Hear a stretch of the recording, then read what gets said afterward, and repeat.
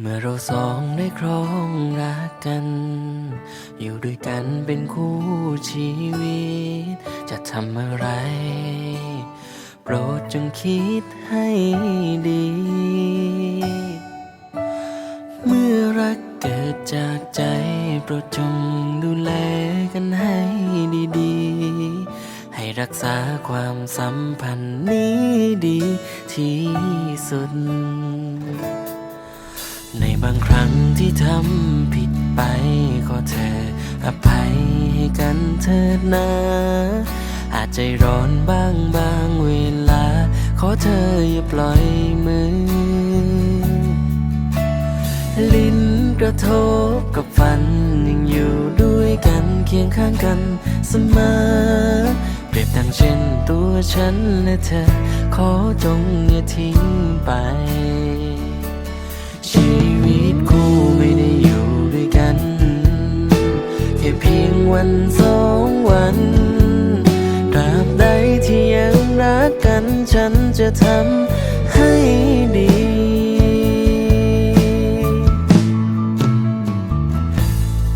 จะอยู่ดูแลเธอที่รักของฉันให้นานเท่านานจะอยู่เคียงข้างเธอตลอดกาลไม่มีเปลี่ยนไปจะทนุถนอมประคองรักเราไม่ทำให้เศร้าเสียใจจะอยู่เคียงคู่ตลอดไปขอสัญญาจะอยู่ดูแลซึ่งกันและกันจะรักจนวันสุดท้ายตราบที่ลมหายใจของฉันมีอยู่จะรักษาชีวิตคู่ให้นานแสนนานตราบใดที่เรายังคงรักกันตราบที่ฉันยังคง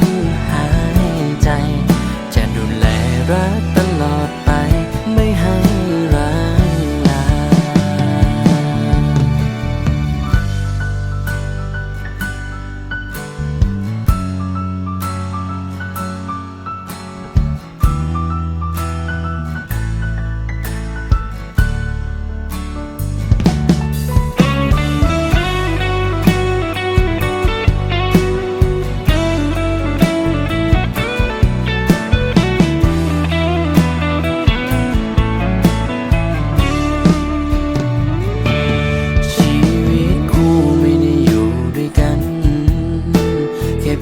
วันสองวัน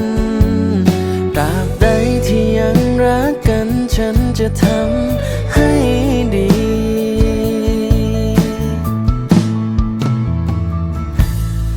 จะอยู่ดูแลเธอที่รักของฉันให้นานเท่านานจะอยู่เคียงข้างเธอตลอดกาลไม่มีเปลี่ยนไป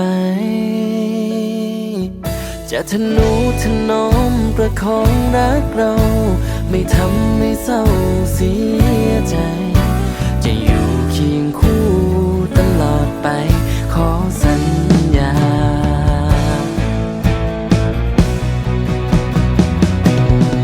จะอยู่ดูแลเธอที่รักของฉันให้นานเท่านานจะอยู่เคียงข้างเธอตลอดกาลไม่มีเปลี่ยนไปจะทนุถนอมประคองรักเราไม่ทำให้เศร้าเสียใจ